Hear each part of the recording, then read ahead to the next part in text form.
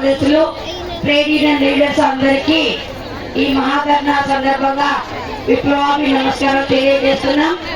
నా పేరు Lalitha, Andhra Pradesh anganwadi workers helpers association రాష్ట్ర ప్రధాన కార్యదర్శి ఐటీ సంబంధం. మన ముందున్న ప్రధాన సమస్యలు యాప్స్. అందరూ కూర్చోలేమో, మీరు కూర్చోలే దాకా నేను మాట్లాడను. అందరూ అక్కడ లేచి నిల్చొని పోతున్నారు. అందరూ దయచేసి కూర్చోండమ్మా.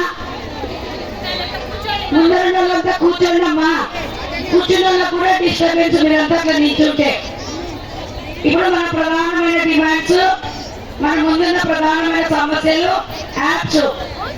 కేంద్ర ప్రభుత్వం ఇప్పటికీ 16 సంవత్సరంలో అడిగినప్పటికీ కూడా ₹1 గౌరవ వేతనం పెంచకుండా, ఎలాంటి సౌకర్యాలు కల్పించకుండా చేస్తున్నటువంటి ఇన్సెంటివ్స్ కూడా ఇంతకుముందు ఇస్తున్నట్లు ₹500 వర్కర్ కి, ₹500 హెల్పర్ కి ఇచ్చేది కూడా స్టాప్ చేసి ఈ రోజు పోస్టర్ ట్రాకర్ యాప్ తెచ్చింది.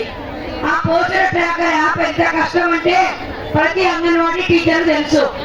పీడీలు సిడిపి కూడా చెప్తున్నారు, మీకు ఇచ్చిన గవర్నమెంట్ 2GB ఫోన్లు, ఈ 2GB ఫోన్లో ఈ పోస్టర్ ట్రాకర్ యాప్ లో పని చేయడానికి కుదరదు అని.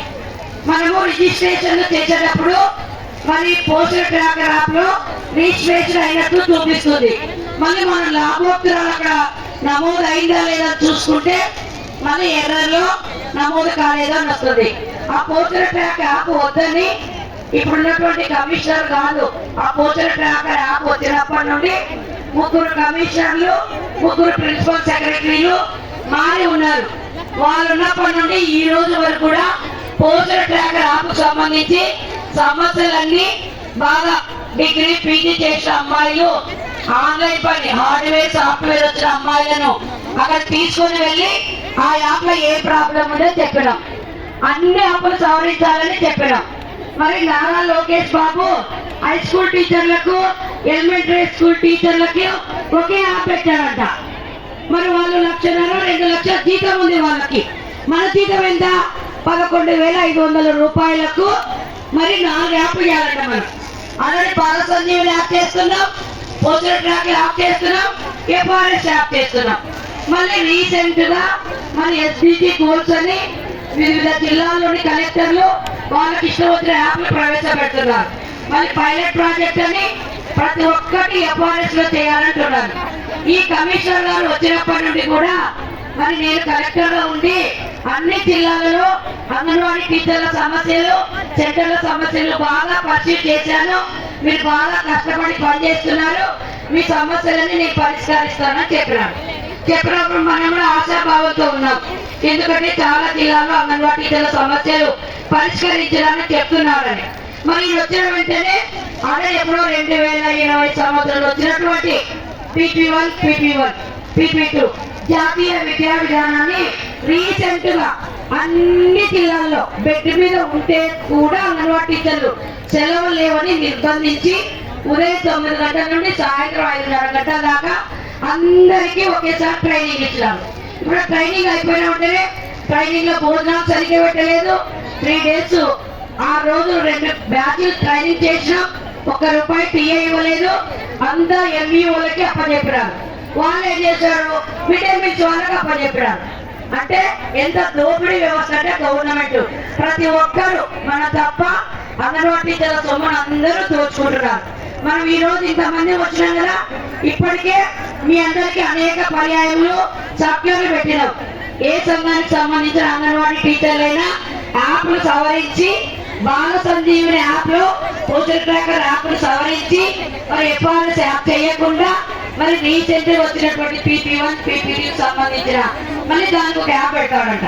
సవరిస్తాం కానీ బాల సంజీవిని యాప్ లో ఇంకా చాలా ప్రభావం పెంచుతున్నామని చెప్తాడు కమిషనర్ గారు. మరి నిన్న మొన్న వారం రోజుల నుండి వాళ్ళే పిలిపించి మనం ఈ రోజు ఉద్యమం చేపడుతున్నాము. ఈ అసెంబ్లీ సమావేశాల సందర్భంగా ఖచ్చితంగా వేతనాలు పెంచి తీరాల్సిందే. మనం ఆ రోజు సమ్మె ముగింపు రోజు కూడా ప్రాణాన్ని తెగించి ఆమరణ నిరాహార దీక్ష చేసినప్పటికీ కూడా మరి జగన్మోహన్ రెడ్డి 5 సంవత్సరాలు దుర్మార్గమైన పరిపాలన చేసి 5 సంవత్సరాల్లో సంఘాల నేతలు విడివిడి అయినా సరే కలిసైనా సరే ఒక్కసారి అపాయింట్మెంట్ ఇవ్వలేదు. చర్చలు 7 సార్లు జరిపినాం. 7 సార్లు చర్చలు. సాయంత్రం 5-6 గంటలు పోయి సెక్రటరియట్ మేమంతా ఉంటే అర్ధరాత్రి అయ్యేది చర్చలు అయిపోయేటప్పటికి. అర్ధరాత్రి అక్కడ సెక్రటరియట్ నుండి టౌన్ లోకి రావాలంటే నరకం చూసినాం. ఒక ఆటో లేదు, ఒక బస్సు లేదు, ఒక హోటల్ లేదు, ఏం లేదు. అక్కడ మంత్రులు ఏమంటున్నారు, జీతాలు పెంచే ప్రసక్తే లేదు, 5 సంవత్సరాలు పూర్తి కావాలి. మేమేమన్నాము, జగన్మోహన్ రెడ్డి ప్రతిపక్షంలో ఉన్నప్పుడు నేను సుబ్రహ్మమ్మ హైదరాబాద్ లో లోపలపాడలో ఇంటికి పోయినాం. సార్ మా అంగన్వాడీ టీచర్ల సమస్యలు పరిష్కరించాలా, ప్రతిపక్షంలో మీరు ప్రస్తావించాలంటే ఖచ్చితంగా నేను అసెంబ్లీలో మాట్లాడడానికి నాకు మీ మినిట్స్ ఇవ్వండి అంటే అక్కడే రాసి ఇచ్చాం. ఏమన్నాడు, మీ నాన్నగారు కొంతవరకు గౌరవ వేతనాలు సంవత్సరం పెంచారు, మీరు అక్కడ మాట్లాడాలని చెప్పాం. ఆయన ఏమన్నారంటే, మా నాన్నగారు మిగిల్చిన మీ డిమాండ్స్ అని నేను ఖచ్చితంగా పరిష్కారం దిశలో అసెంబ్లీలో మాట్లాడతాను అన్నాడు. మరి వచ్చిన తర్వాత ఏమైంది, మనం అప్లై చేసినాం. చంద్రబాబు నాయుడు మన సమస్యలు పరిష్కరించడం లేదని జగన్మోహన్ రెడ్డిని గెలిపించడం. గెలిచిన తర్వాత ఏం చేసినాడు, 5 సంవత్సరాల్లో శాఖ మంత్రిని కానీ, జగన్మోహన్ రెడ్డిని కానీ, ఆర్థిక శాఖ మంత్రిని కానీ, కార్మిక శాఖ మంత్రిని కానీ కల్పించిన దాఖలాలే లేవు.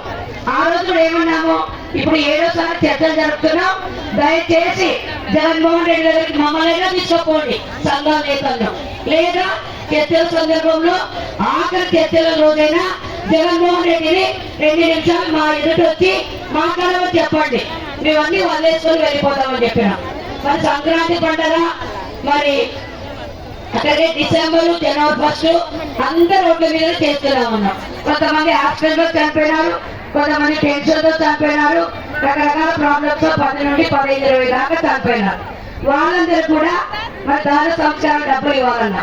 మీరు బాగా గుర్తుంచుకోవాలా, ఎందుకు ఈరోజు మనం తీవ్రంగా ఉద్యమం చేపడుతున్నామంటే సెంటర్కి 50 రూపాయలు మింగేస్తున్నాడు.